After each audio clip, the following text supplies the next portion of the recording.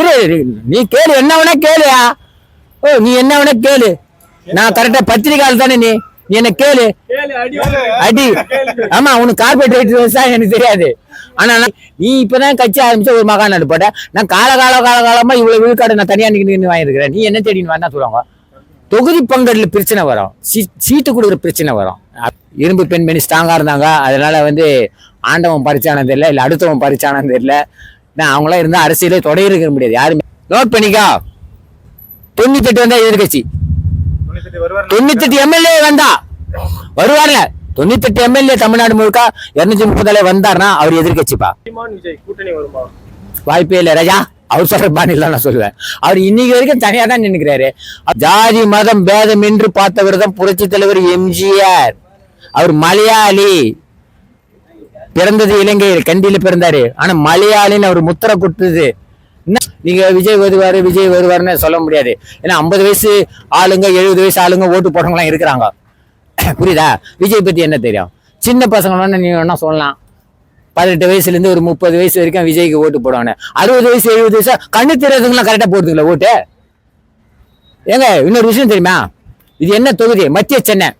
இங்க ஒரு கேண்டிடேட் நிக்கிறாங்க, திமுகவே நிக்குது, ஏடிஎம்கே நிக்குது, விஜய் நிக்கிறாங்க, மத்தவங்களாம் நான் சேர்க்கல. இந்த 3 பேர் கேட்டகரியில வரும், பேலன்ஸ் ஷீட்ல வரும். எதுல வரும்? மிஷின்ல வரும்.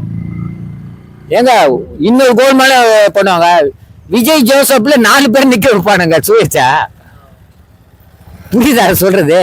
அங்க முகம் இருக்காது, பேரு மட்டும் தான் இருக்கு, சின்ன மட்டும் தான் இருக்கும். அவரு கொடுக்குற சின்ன கரெக்டா மனசுல இருக்கணும். இது ஓ பன்னீர்செல்வத்துக்கு இருந்தது. 4 பன்னீர்செல்வம் நின்னாங்க ஒரே தொகுதியில. அப்ப விஜய்க்கு அலவன்ஸா 4 விஜய் நிக்க வச்சா என்ன பண்ணுவேன் சொல்லு? ஓட்டு எப்படி இரு நீ கேளு, என்ன வேணா கேளுயா. நீ என்ன வேணா கேளு, நான் கரெக்டா பத்திரிகையாளர் தானே. நீ என்ன கேளு, அடி.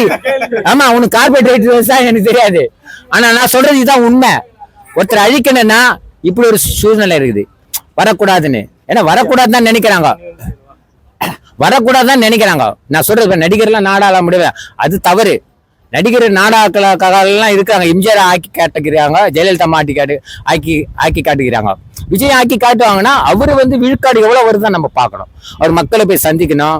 மக்களை நல்ல கிராமத்து கிராமம் அப்பெல்லாம் ஓட்டு கேட்க சேத்துல சதியில நந்துன்னு போய் ஓட்டெல்லாம் கேட்டு வீடு விட போய் நுழைவாங்க. இப்ப எப்படி தெரியல, வேன் மேல போய் தான் ஓட்டு கேட்கறாங்க. நான் நிறைய வித்தியாசம் இப்ப எல்லாம் சோசியல் மீடியால யாரும் தெருல போல போறது இல்ல. ஒரு இதுல கார்னர் பிளேஸ்ல நிக்கிறது, ஒரு வண்டியில இருந்து லிப்ட் மாதிரி ஏறான், ஸ்கிரிப்ட் வச்சு படிச்சிருவாங்க. நான் அதெல்லாம் செய்யறேன், அதெல்லாம் செய்யறேன் அப்படிலாம் சொல்லுவாங்க. அவ்வளவுதான், முடிச்சுட்டு போயின்னு இருப்பாங்க. ஆனா மிஷின் கிட்ட போனவொடனே நிலைமை மாறுறதுல இருக்குது. புரியுதா சொல்றது? 50 வருஷமா பாரம்பரியா போட்ட ஓட்டும் செதறாது. புதுசா சேஞ்ச் பண்ணி பாக்குறவங்க ஓரளவு இருப்பாங்க, சேஞ்ச் பண்ணி தான் பார்க்கலாமான்னு இருப்பாங்க. அதனால அரசியல்லாம் எனக்குலாம் தூசு.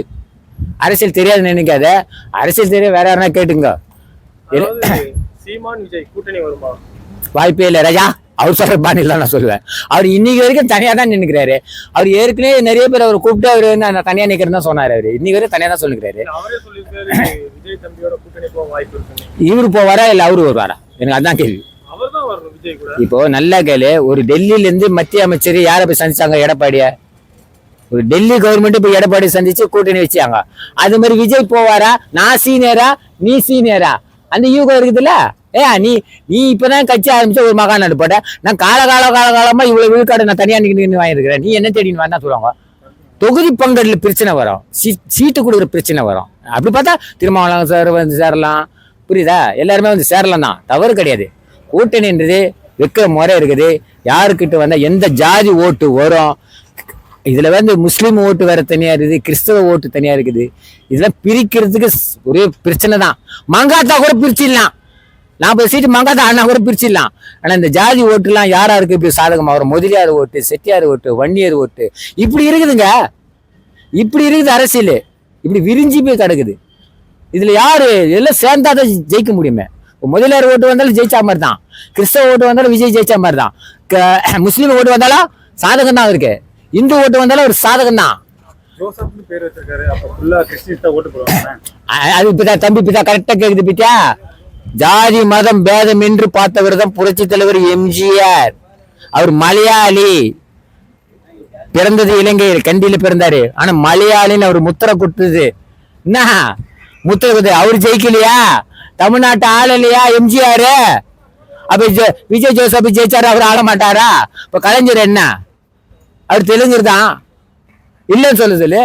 அவரு தமிழ்நாடு தமிழ் தமிழ் தமிழ் தமிழ் தமிழ் தானே இருக்காரு. சீமா என்ன இது கேட்டகரி? எல்லாமே ஜாதி தான். ஜாதியே பார்க்க கூடாது.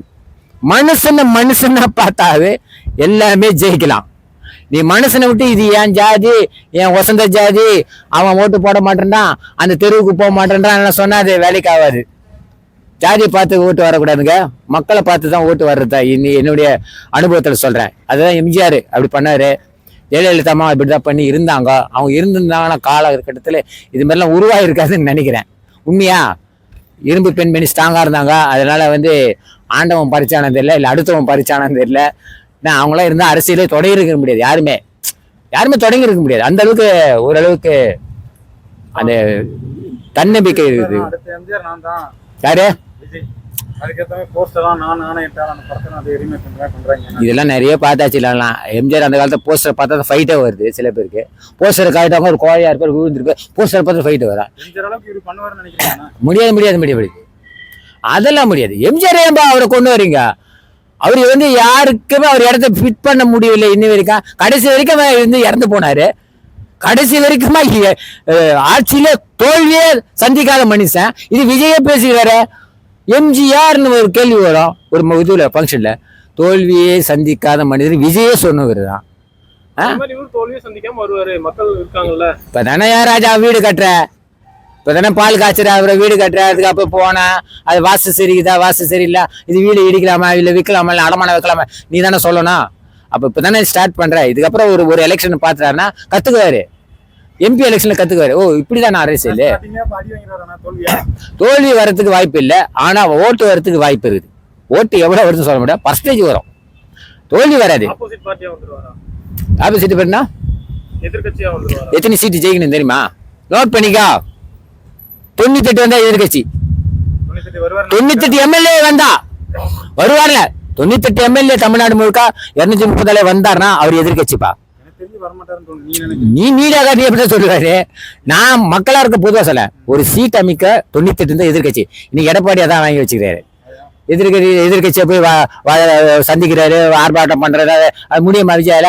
ஒரு பர்மிஷன் வாங்கினா எதிர்கட்சியா இருக்கே, ஐயோ பெண்களை இது பத்தி பேசுறான், ஈவு பத்தி பேசுறான், மிஷன் ஒரு ஆர்ப்பாட்டம், ஈரோடு பர்மிஷன், அங்க பர்மிஷன். எதிர்கட்சியா இருந்தா டெபாசிட் 98 எம்எல்ஏ இருந்தாதான் எங்க போனாலும் ஒரு மதிப்பு இருக்குது. சும்மா ஒரு 10 எம்எல்ஏ உள்ள போய் ஜெயிச்சாலாம் மதிப்பு கிடையாதுங்க. 10 எம்எல்ஏ எல்லாம் போய் ஜெயிச்சா மதிப்பு இல்லை. டோட்டலா ஒரு பாருங்க 90 சீட்டு 98 சீட்டு ஜெயிச்சார்னா எதிர்கட்சி, 98க்கு மேல 100 ரீச் ஆறுனா நீ சொல்ற மாதிரி முதலமைச்சர் தான். 120